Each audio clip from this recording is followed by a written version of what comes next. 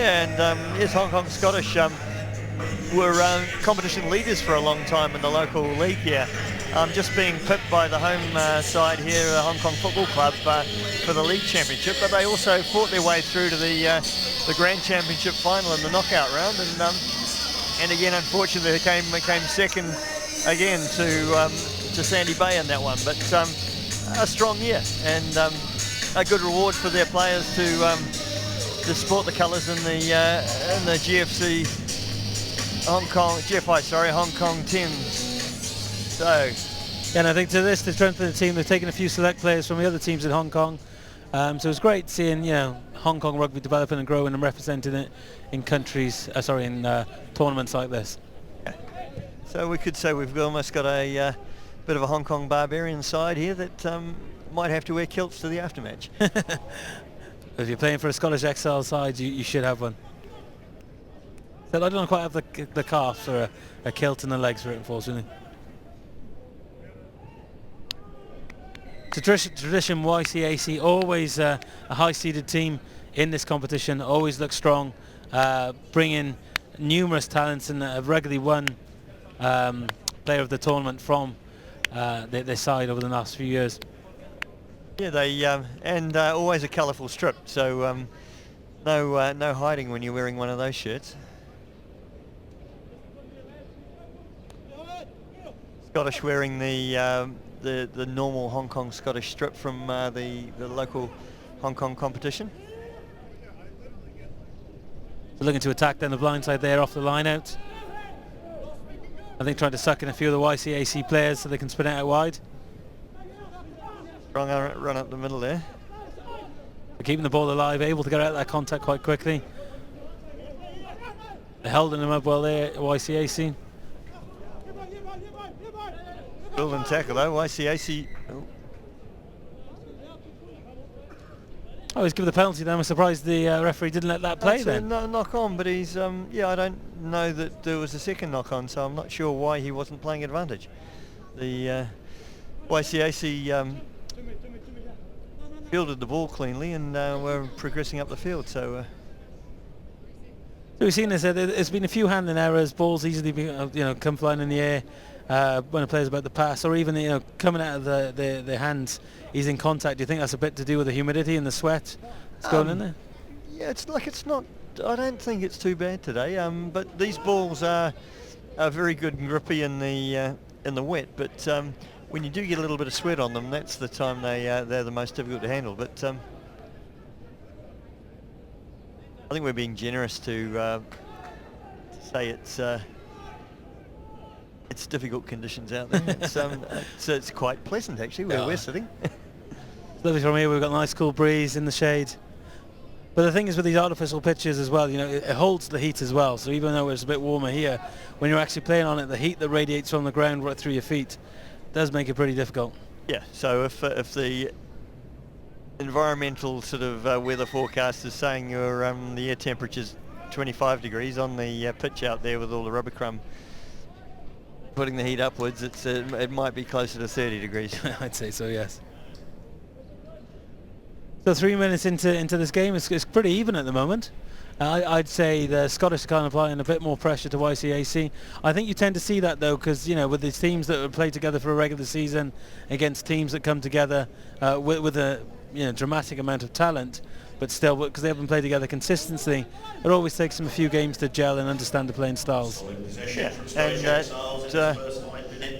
and I think it might be also the difference in the components. I mean, the Scottish clearly they're favouring their set piece. They're wanting to play a more structured game, whereas the YCAC have tended to in the past play a bit more extravagant, open, loose, free-flowing game. So yeah, they're always a crowd's favourite. When they start running, when they get on the front foot, you always see a bit of magic, a bit of flair, or as some people might say, a bit of champagne rugby.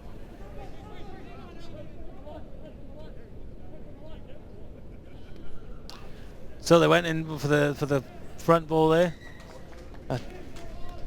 Unfortunately, just didn't get too far. The Scottish forced them back into touch, and then they've got a line out just on the edge of the YCAC's 22.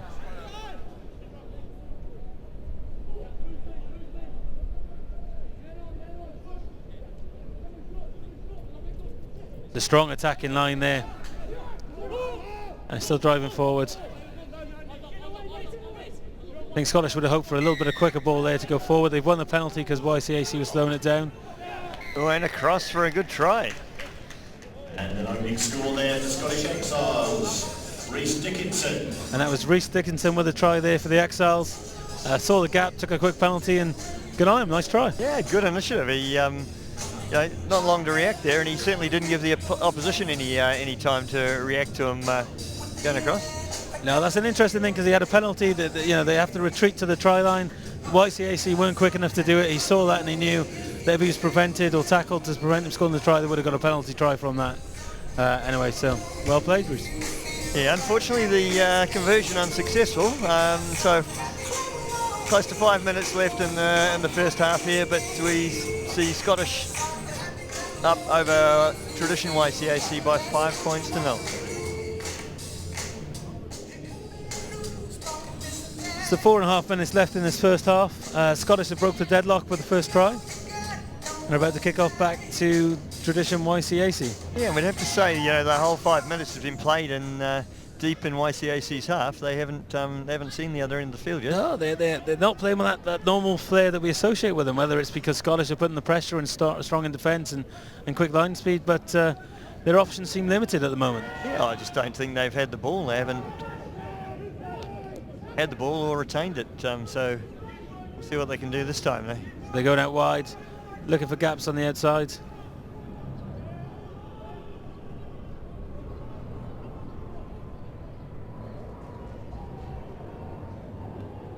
The Scottish defence is pretty good. They're not missing many tackles, going in there, preventing the offload. They've got a solid wall that's and it's moving forward too. You don't create pressure if you wait for the opposition. They're moving forward and shutting down the space. Killam O'Donnell breaking from the ruck there. I think he played for the Penguins a few years back, if I remember. I think he actually won player of the tournament. He's played for YCAC for several years now, and usually is quite often in tandem with his brother Declan O'Donnell. That's right. Yeah, sorry. And YCAC. So he responded immediately with a try. Yeah, it's so very, very good response there by Tradition YCAC. Jacob Nipkins over, and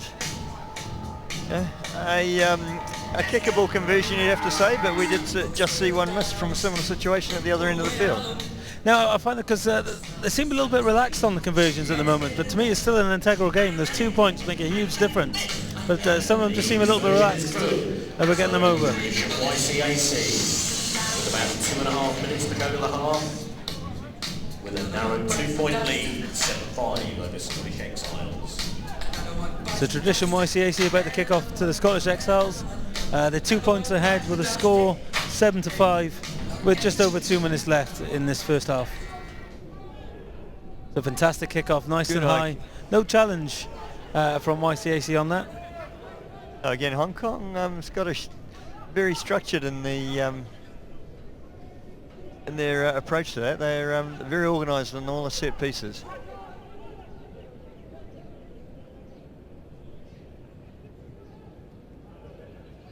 Warwick the Mayor carrying the ball forward.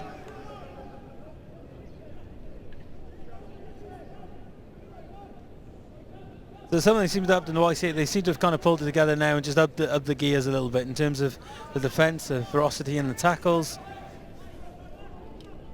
They now seem to be slowing Scottish quite considerably. And they're importantly they're playing the game at the other end of the field too. So not sure of the referee's ruling there. He's given no signal. I thought it was a good tackle.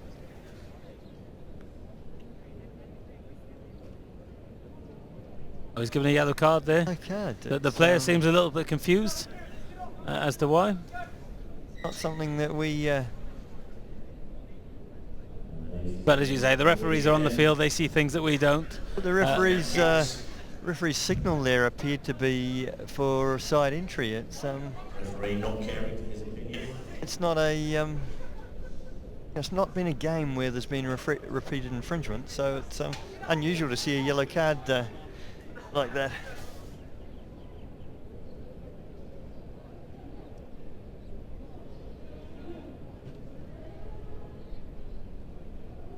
Ball off the top from Scottish.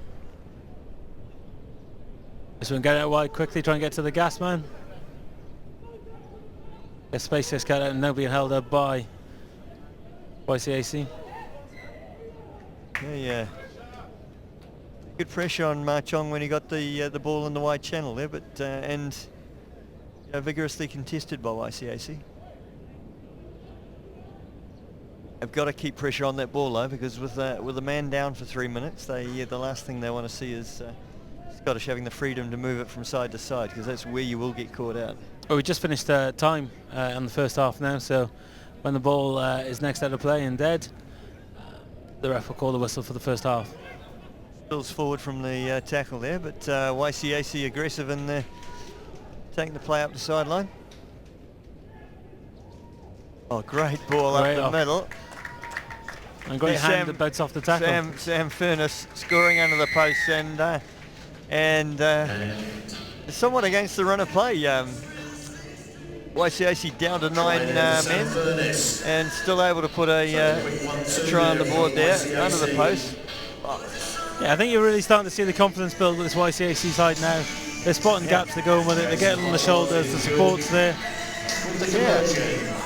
They're growing in confidence as the game goes on. That's right, and you'd have to say a far less aggressive team would have been one man down there, got the ball, half time's up on the clock, they might have kicked the ball into touch, but certainly no thought at all of that for YCAC. All they saw was the opportunity, and they turned the opportunity into 7 points. Yeah, it'll be interesting in the second half, because I think Scottish might be a little bit disappointed in the sense where majority of that first half was played well into, deep inside the YCAC traditions half. Didn't really get many points on the board off the back of that, and now you're just seeing YCAC starting to go through the gears, put the foot down, and start dominating. So they finished that half on quite a high, and I think they'll come off really looking to build on that. Yeah, and it's again it's the two contrasting styles, and you'd have to say the slightly more open, free-flowing style is more typical of a tennis-side tournament.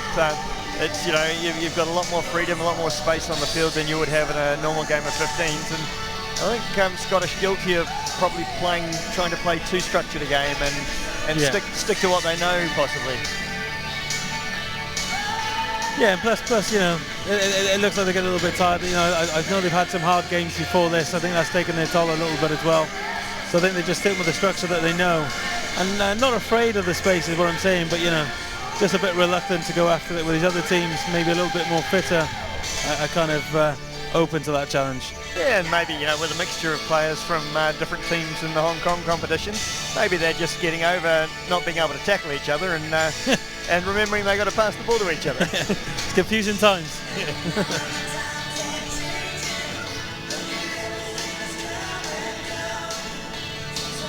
So it'll be tradition YCAC to kick off to start the second half. Jason Potros will be the man tasked with that, and I think you'll probably see them kicking high and trying to contest it. The second half starts off with and with that he makes a liar out of me and finds space and kicks the ball into touch. So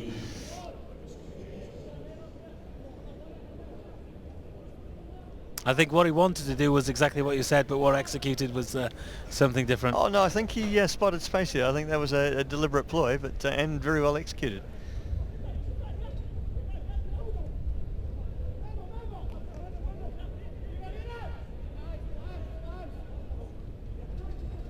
Okay, good position here for Hong Kong Scottish, and well, they use the wide channels. This man's used to the narrow ones up the middle, I think. Okay. Yeah, unfortunately, Adam Fulgrave going to deck there, and good pressure from the Jacklers for YCAC and forcing the penalty.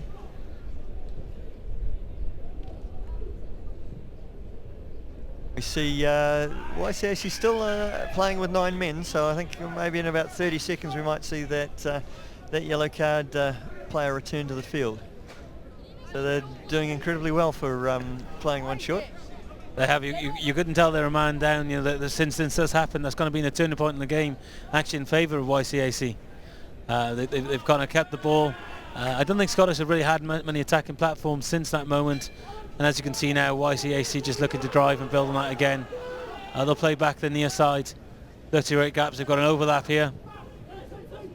It's going back inside. And well defended there by the Exiles. The severe pressure still low. Yeah, they're defending well. The line, ball still in possession. Okay, and we finally see number 12, Warwick Lemaire, going over for the try.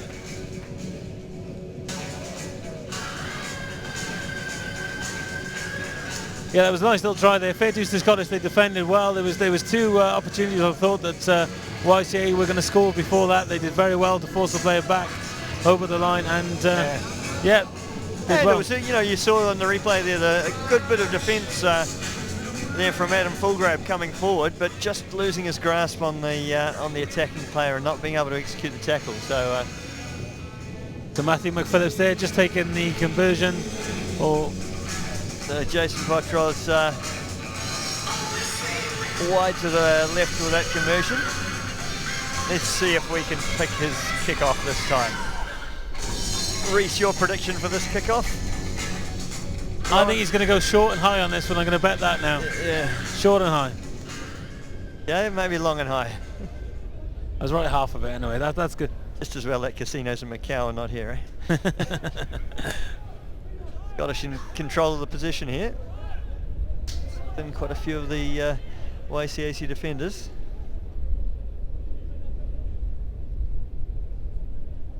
That's a nice break. You just got to get. I think it's important for those situations when that one person, when you've got a big player like you have there, who's able to go to the middle, just having someone on the shoulder just to be able to offload to, and really kind of take on the momentum. That's how you break the lines in this when there isn't much space. The way to unsettle that defence. But YCAC turn over the ball. A lot of men going wide, but well read and well read there. Well read indeed by Gear Curry, and he, but unfortunately not being able to handle a pass. And you would have noticed in some of the earlier games where people have gone one-handed for an intercept to block a pass like that, the referee has penalised the player and often yellow carded them. In this situation, the player did have a realistic chance of catching the ball and trying with both hands. It wasn't a knockdown situation, which is the illegal one. So consequently, the scrum's been awarded as opposed to a penalty. I think that's a valid point. You could clearly see the effort there. The player was trying to actually get that ball to score a try. It wasn't intentionally tapping down to stop or slow play. He was going in there, and he was unlucky. If he caught it, that would have been a try for them, and Scottish would have been right back in the game. He had a very, very good opportunity, and he read it from a long way back and placed himself well. Unfortunately, just didn't quite execute. I think he must have got a bit excited when he saw the ball coming over and thought, I've got this. Gillum O'Donnell probing down the blind side, drawing a lot of players in.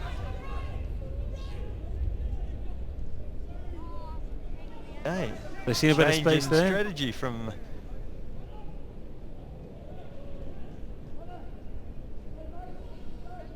so Connor Hartley just letting that ball find its way into touch, rather than pick it up and be bundled into touch himself. So Scottish will have the feed to the lineup. Yep, so just under 5 minutes left in the second half. Scores remain 19 to tradition YCAC Kyle Scottish. Sullivan soaring high in that lineup to get the ball for Scottish. Clearly he's kept it, and he's chasing it down now. By Jason Potros, and finding a very, very good curling touch. Scottish not wanting to muck around. Now points down, they have to do something quick. Okay, tackler not releasing. Game's hotting up. I think Jason was quite surprised then by the look of his face. He got the ball, and he's certainly kind of breathing deeply now.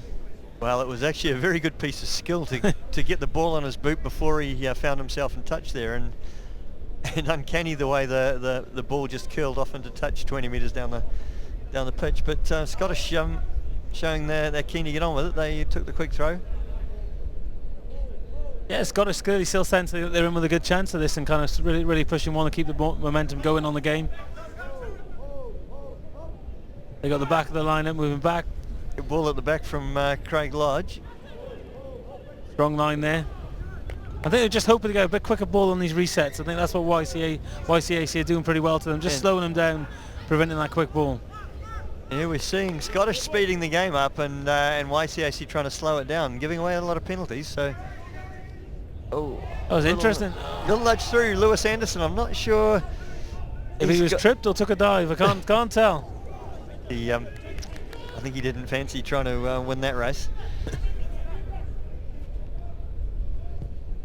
The forcing YCAC to the kick because of the pressure.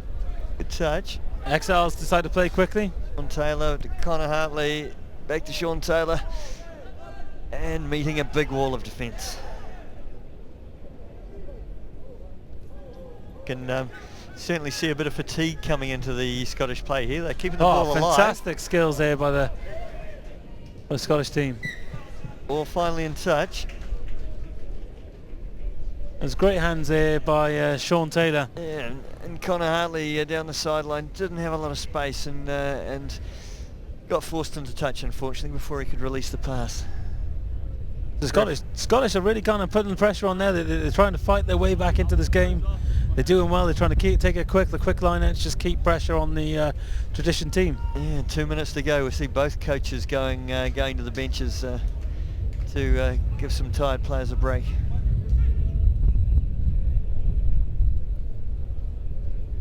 Jason James feeding the scrum. Good strong scrum from Scottish. Ball's held up in midfield in the hands of Alex Wood at the moment, rolling forward. Penalty there for Scottish. I think he's saying knock on. He's calling a knock on, so it's just a scrum as opposed to a penalty. Gives a chance for YCAC to roll on the big man, Ben Roy-Sala.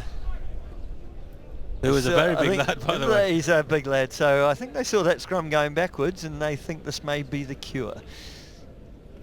Scottish may not have it all their own way in this scrum with the addition of, an extra 20-25 kilos there maybe? I'd say he has to count as two people in my eyes. Or two of us anyway. Yeah. Yes, and the scrum goes the other direction. And Connor Hartley taking the ball up. Yeah, Connor Hartley, he's been hitting some good strong lines at the moment. He's very kind of, well, he's a big lad, very powerful, clearly kind of wants to take that ball at pace and hit a direct line. I think they just need a few more runners off him to give him the option of an offload in that contact, just to keep the pressure on that YCAC. Connor Hartley keep going again back. taking it up. And there he goes, offloads in the Going contact. wide. Oh. Bit of pressure here, the swarming YCAC defence. Tackle just rode up over the shoulder. They call that seatbelt tackle these days. So anything on the shoulder is going to get penalised. Oh, snatched out of the air. A brilliant piece of play. And it's a foot race. And It's a foot race. A clean set of heels there. Going in the corner, I think it may have been James Lash. Yeah, and that was Ma Chong that kind of wouldn't give him a break, kept on pushing him to the line. Did well, but it was never going to catch him. Yeah. Very close though, very close race. But he knew the moment he caught that ball, he had one view, and it was right for the corner. And a bit of speed wobbles from the chaser. James Lash happily finds the sanctuary of the in-goal area. There it is, final score, Tradition YCAC 24, Scottish Exiles. Well, that was a